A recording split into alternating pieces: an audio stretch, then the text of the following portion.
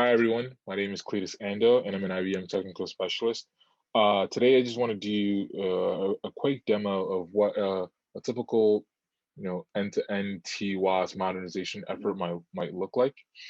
So it's all about, taking, um, workloads that are running in something like a WAS ND on VMs to, running those same workloads in Liberty and containers on top of OpenShift.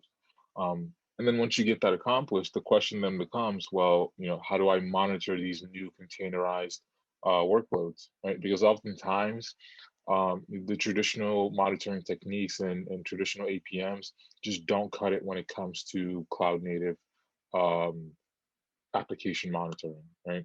It just doesn't provide that visibility that is needed when dealing with things like containers or even microservices. So hopefully what I hope to show in this video is sort of what a typical client might go through when looking to modernize um, a traditional WAS application, and then being able to monitor those newly containerized applications. So it would look something like this, right? You would have, this is where the client is currently at right now. They're perhaps running some WAS-ND workloads or WAS-based workloads. And what you're going to see me do in this demo is that first things first, right? We're going to take a look at Transformation Advisor, which is one of the modernization tools that we provide for moving workloads to Liberty.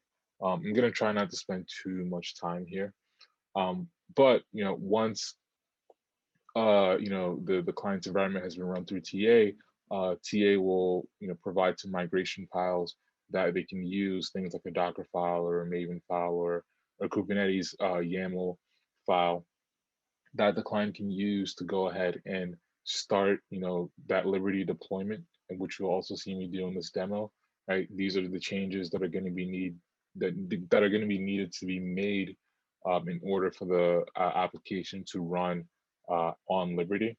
And then once that's done, right, the client can then choose how they want to deploy that application to OpenShift.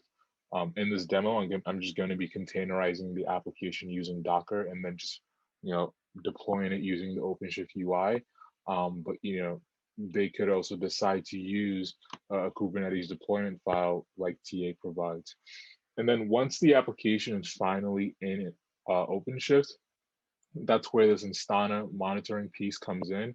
And the real value of this Instana monitoring piece as it pertains to OpenShift is that what we're going to see is that as soon as I deploy my application to OpenShift, Instana is automatically going to discover this new deployment, and it's going to automatically begin to monitor this new deployment.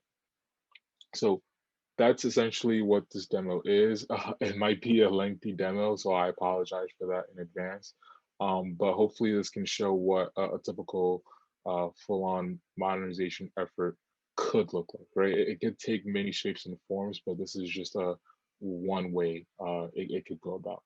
So without further ado, let's get started.